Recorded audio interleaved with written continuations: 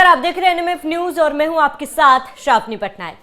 America के साथ कई देशों का विवाद लगातार जारी है। कारण ये है कि अमेरिका की तरफ से आप कहीं ना कहीं टैरिफ लगाए जा रहे हैं, जिसका स्वागत कई देश नहीं कर रहे हैं।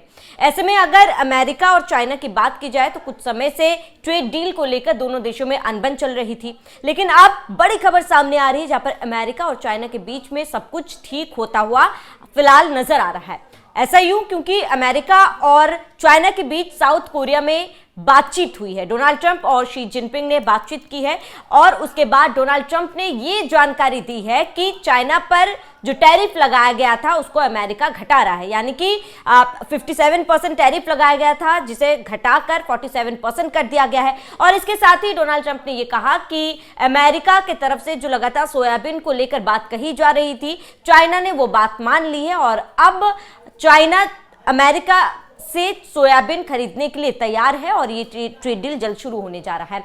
ऐसे में बड़ा सवाल ये कि अमेरिका और चाइना के बीच अब जब तमाम चीजें धीरे धीरे सुधर रही है तो इसका अब भारत के ऊपर क्या प्रभाव पड़ेगा, क्या असर पड़ेगा। मेरे साथ मेरे सहयोगी अभिषेक जुड़े हुए हैं। अभिषेक, कुछ समय पहले की बात की जाए तो अमेरिका और चाइना के बीच जो रिश्ते थे वो खराब होते हुए नजर आ रहे थे, वहीं दूसरी तरफ चाइना और भारत के रिश्ते सुधर रहे थे। लेकिन अब जब अमेरिका और चाइना का रिश्ता सुधर रहा है, बड़ा सवाल कि क्या डोनाल्ड ट्रंप चाइना के सामने झुके हैं या फिर चाइना डोनाल्ड ट्रंप की शर्तों के आगे झुका है, और अगर ये हुआ है तो इसका भारत के ऊपर क्या असर पड़ेगा। देखिए, दोनों देशों के अपने अपने व्यापारिक हित हैं और दोनों देशों के बीच लगभग 660 बिलियन डॉलर का ट्रेड है। मतलब अमेरिका और कनाडा के बीच जो लगभग 1 ट्रिलियन डॉलर का व्यापार है, उसके बाद अगर किसी का नंबर आता है तो इस जोड़ी का ही नंबर आता है अमेरिका और चीन का।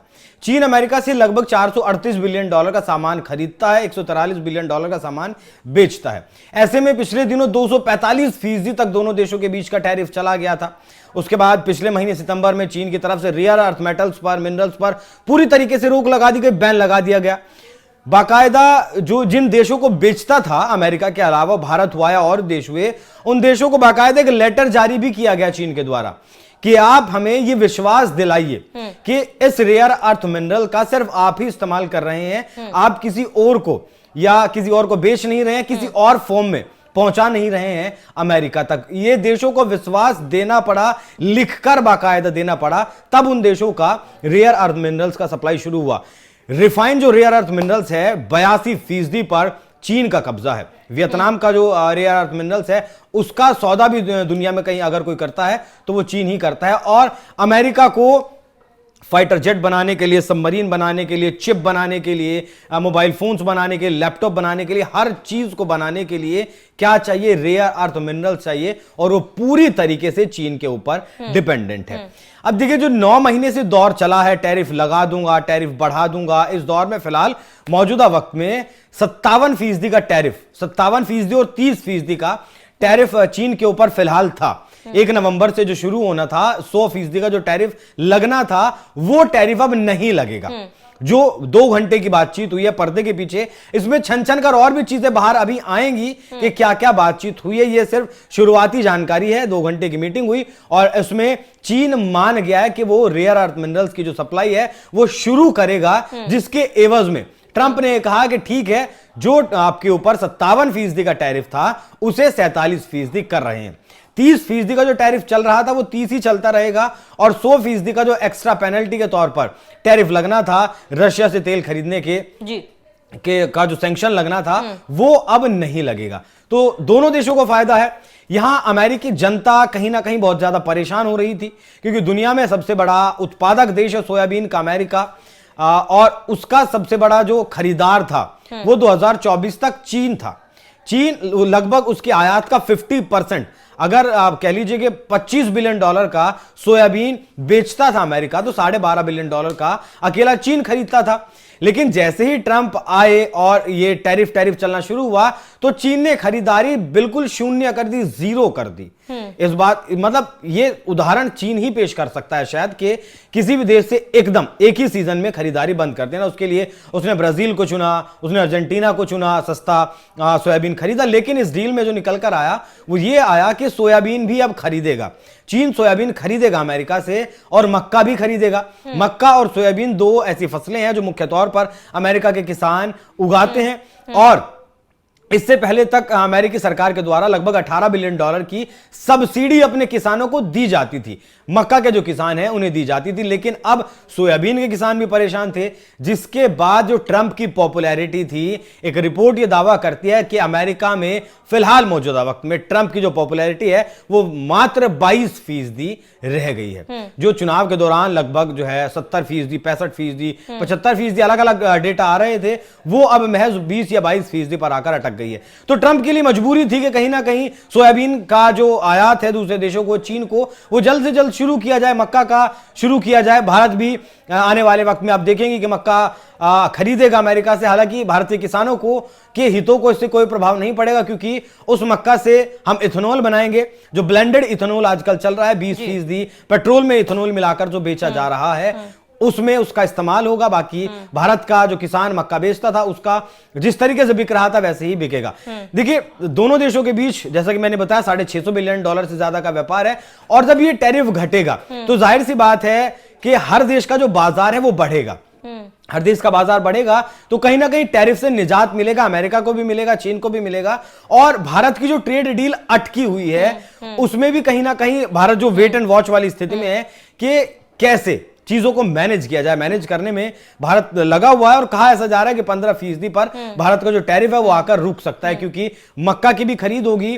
जो दूध की बात चल रही थी कि मांसाहारी दूध हम भारत नहीं खरीदेगा, लेकिन आने वाले वक्त में आप देखेंगे कि प्रीमियम पनीर भी अमेरिका से भारत आयात करेगा। पेट्रोल की जो खरीदारी थी वो कई गुना ज्यादा बढ़ा दी है। फरवरी तक जो $67,000 माफ कीजिएगा 67,000 बैरल प्रतिदिन की जो तेल की खरीदारी थी अमेरिका से, वो 5 लाख बैरल तक पहुंच चुकी है। फिलहाल मौजूदा वक्त में जो आंकड़े हैं, रशिया से थोड़ा सा तेल की खरीद कम हुई है। बाकी तारीफ भी दोनों देश एक दूसरे की कर ही रहे हैं। भारत ट्रंप भी मोदी की तारीफ कर रहे हैं और मोदी भी ट्रंप की तारीफ कर रहे हैं, तो टैक्टिक्स चल रही है। ट्रेड डील जैसे कि हुई है चीन के साथ, भारत के लिए रास्ता खुल जाता है कि जल्दी भारत की भी ट्रेड डील लेकिन अभिषेक, अगर जिस तरीके से चाइना ने डील किया था अमेरिका के साथ, आपने शुरुआत में कहा कि अपने व्यापारिक फायदे के लिए दोनों देशों ने यह फैसला लिया है, तो क्या भारत अपना व्यापारिक फायदा नहीं देख रहा है? जिस तरीके से चाइना ने कदम उठाया है,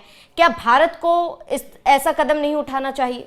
देखिए भारत, वही कहा ना मैंने, भारत वेट एंड वॉच वाली स्थिति को देखते हुए काम कर रहा है। जब से ट्रंप आए तभी से हमें रशिया से सस्ता तेल मिल रहा था तो हम रशिया से सस्ता तेल खरीद रहे थे, लेकिन अब अमेरिका ने हमें सस्ता तेल ऑफर किया तो हम अमेरिका से खरीद रहे हैं। रशिया से हमने एलएनजी की बात कर ली है, रशिया से अब हम गैस ज्यादा खरीद रहे हैं। रशिया जो हमारे साथ तेजस में मदद कर रहा है फाइटर जेट बनाने में, वो अब यात्री विमान बनाने में भी हमारी मदद करेगा और उसका प्रोडक्शन भारत में ही होगा। भारत आने वाले 2028 तक आप देख सकती हैं कि भारत अपना खुद का यात्री विमान बनाएगा रशिया के साथ, और इस तरीके की घोषणाएं दोनों देशों के बीच ऐसी डील हो चुकी है कि रशिया अपना यात्री विमान बना चुका है। उसकी कैपेसिटी अभी फिलहाल कम है, 100 यात्रियों को लेकर जा सकता है, लेकिन भारत भी उस दिशा में आगे बढ़ रहा है। तो रशिया के साथ मिलकर भारत आत्मनिर्भर बनने की दिशा में काम कर रहा है। बाकी अमेरिका से व्यापार करके भारत $40 बिलियन हर साल कमाता था। रशिया से कच्चा तेल खरीद कर और रिफाइन करके दूसरे देशों को बेचकर $4 बिलियन सालाना हम कमा रहे थे, लेकिन $40 बिलियन की कमाई ज्यादा है, और अब अमेरिका हमें सस्ता तेल खरीद रहा है। देखिए कोई किसी का दोस्त नहीं होता है, कोई किसी का दुश्मन नहीं होता है, लेकिन हाँ कोई किसी के लिए झुक जाता है या फिर प्यार से बात हो जाती है, संबंध अच्छे हो जाते हैं, लेकिन एट द एंड बात व्यापार पर ही आकर टिकती है। रशिया हमारा इतना करीब इसलिए क्योंकि हम उससे हथियार बहुत ज्यादा खरीदते हैं, तेल अब बहुत ज्यादा खरीद रहे हैं, और भी चीजें खरीदते हैं, तो हम भी रशिया को पैसा देते हैं। ऐसा नहीं है कि रशिया हमसे रुपये में या फिर व्यापार कर रहा है। पहले शुरुआत में रुपये में व्यापार हुआ था तेल का, लेकिन वो बात नहीं बनी, तो फिर सऊदी अरब की करेंसी में व्यापार हुआ, और अब चीन की करेंसी जो युआन है उसमें फिलहाल हम पेमेंट कर रहे हैं रशिया को। तो हित सर्वोपरि हैं। भारत की तरफ से साफ तौर पर संदेश दिया जा चुका है, 140 करोड़ लोगों के हित जहां सुरक्षित होंगे वहां से हम तेल खरीदेंगे, वहां से हम सामान खरीदेंगे और उस देश के साथ हम व्यापार करेंगे। ये संदेश अमेरिका तक पहुंचा दिया गया है और जिस तरीके से चीन के साथ डील हुई है उससे भारत का भी रास्ता जरूर खुला है। संभावनाएं है कि बहुत भारत जल्द के साथ चीजें ठीक बहुत जल्द बिल्कुल। अब अभिषेक, अब ये देखना महत्वपूर्ण होगा कि समय के साथ जैसे चाइना और अमेरिका के बीच रिश्ते सुधरे हैं, तो क्या आप ट्रेड डील को लेकर अब भारत और अमेरिका के बीच में भी बातचीत होगी? क्या दोनों देशों के बीच एक बैलेंस बैठाकर ट्रेड डील दोबारा से शुरू किया जाएगा? देखना महत्वपूर्ण होगा। आप सभी का क्या कहना है हमें कमेंट कर जरूर बताएं। साथ ही बने रहिए NMF न्यूज के साथ।